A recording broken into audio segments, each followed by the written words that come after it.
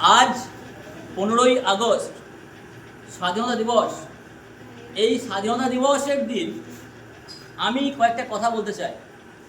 যেমন স্বাধীনতা সোনার পাত্রে আলতো করে আস্তে আস্তে আসেনি। অনেক বিপ্লবী, অনেক মায়ের সন্তান হারিয়ে, অনেক শহীদের রক্ত ঝরিয়ে তারপর এই স্বাধীনতা আনা হয়েছে। ভারতবর্ষে আজ আমরা স্বাধীন। আজ আমরা নিশ্চিন্তে রাস্তাঘাটে ঘুরতে পারছি। আমাদের শাসক নেই। শাসক বলতে আমরাই, আমাদের শাসক। আমরা নির্বাচন করি শাসক কে হবে। আমরা গণতন্ত্র রাষ্ট্রে বাস করি। এই এত সুযোগ সুবিধা আনলো কারা? কারা ভারতকে ব্রিটিশ মুক্ত করলো? তাদের মধ্যে উল্লেখযোগ্য ছিলেন নেতাজি সুভাষচন্দ্র বোস। তিনি সেই উজ্জ্বল নক্ষত্র যিনি 19 শতকে ভারতবর্ষের বুকে জন্মগ্রহণ করেছিলেন এবং ভারতের বুক থেকে ইংরেজ সরকারকে নেস্তানাবুদ করে দিয়েছিলেন। সেই নেতাজি সুভাষচন্দ্র বোস বলতে গেলে তিনি ছোট থেকেই তিনি ছিলেন বাঙালি। তিনি বাঙালি জাতির গর্ব। তিনি বাল্য বয়স থেকেই ব্রিটিশ বিরোধী ছিলেন। ব্রিটিশদের বিরোধিতা করতেন। শুধু তাই নয়, তার মধ্যে ছিল মাতৃভক্তি, বাংলার প্রতি টান, মাটির প্রতি টান।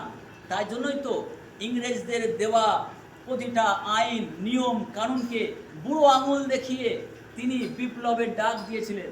শুধু বিপ্লবের ডাক দিয়ে থেমে থাকেননি, তিনি রাজনীতিতে অংশগ্রহণ করেছিলেন খুব অল্প বয়সে। তিনি হয়েছিলেন যুব সমাজের আইকন।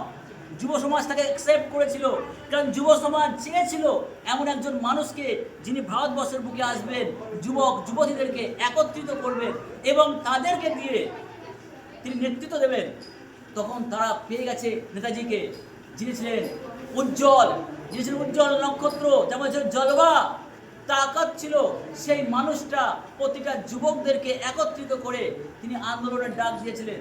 রাজনীতিতে এসেছিলেন গান্ধীজির হাত ধরে, কিন্তু গান্ধীজির সঙ্গে তার মনের মিল ছিল না, মানসিকতার মিল ছিল না, আদর্শের মিল ছিল না।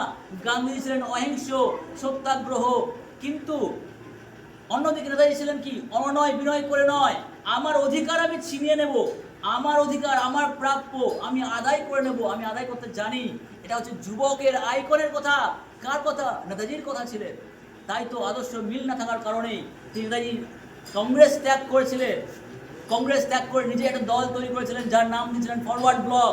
সেই ফরওয়ার্ড ব্লক দলটা 1939 খ্রিস্টাব্দে তৈরি হয়েছিল এবং এই ফরওয়ার্ড ব্লক দল তৈরি করার সঙ্গে সঙ্গে ভারতবর্ষের বিভিন্ন প্রান্ত থেকে বড় বড় নেতারা তার পাশে এসে দাঁড়ায়। তখন ইংরেজ সরকারের ভিত নড়ে যায়। ইংরেজ সরকার বুঝতে পারে বেশি দিন টিকতে পারবো না, যদি আরেকটা নেতাজি ভারতবর্ষের বুকে জন্মগ্রহণ করে আমাদের টেকা মুশকিল হয়ে যাবে। তাই তো ব্রিটিশ সরকার নেতাজি সুভাষচন্দ্র বোসকে অ্যারেস্ট করে, গ্রেফতার করে। ভারত শাসন আইনের দ্বারা তাকে গ্রেফতার করে নিয়ে যাওয়া হয় আলিপুর সেন্ট্রাল জেলে। সেখানে রেখে দেওয়া হয়। সেন্ট্রাল জেলে বন্দি করলেও কিন্তু তিনি চুপ ছিলেন না। বন্দি অবস্থায়ও তিনি বিপ্লব করে চালিয়ে যান, বিপ্লবের ডাক দিয়ে যান। বাইরে আন্দোলন চলছে, ভিতরে সুভাষ। এমন অবস্থায় ব্রিটিশ সরকার তাকে ছাড়তে বাধ্য হয়। ছেড়ে দিয়েছেন। বাইরে বেরিয়ে তিনি ভারতীয় সমাজকে, ভারতের সমস্যাকে, ভারতের প্রবলেমকে বিশ্বের দরবারে পৌঁছে দেওয়ার জন্য, যে সময় ইংল্যান্ড বিরোধী ছিল, মিত্রপক্ষের বিরোধী ছিল জার্মান, জাপান এবং ইটালি, সেই সমস্ত বিশ্বের কাছে গিয়েছিল নেতাজি সুভাষচন্দ্র বোস ভারতের সমস্যাকে সমাধান করার জন্য, ইংরেজদেরকে ভারত থেকে বিতাড়িত করার জন্য, ইংরেজদেরকে ভারতের বুক থেকে ছুঁড়ে ফেলে দেওয়ার জন্য গিয়েছিলেন ইটালিতে, গিয়েছিলেন জার্মানে হিটলারের কাছে। সেখান থেকে ভারতীয় প্রবাসী সৈন্যদেরকে নিয়ে সাবমেরিনে করে 40 দিনের পথ অতিক্রম করে এসেছিলেন জাপানে।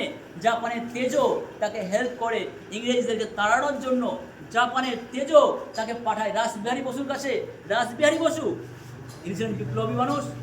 এই রাসবিহারী বসু নেতাজি সুভাষ বোসকে কিছু সৈন্য দেয় এবং সেই সৈন্যকে একত্রিত করে তার নামকরণ করা হয় আজাদ হিন্দ বাহিনী। এই আজাদ হিন্দ ফৌজ, আজাদ হিন্দ বাহিনী প্রথম পতাকা তোলেন।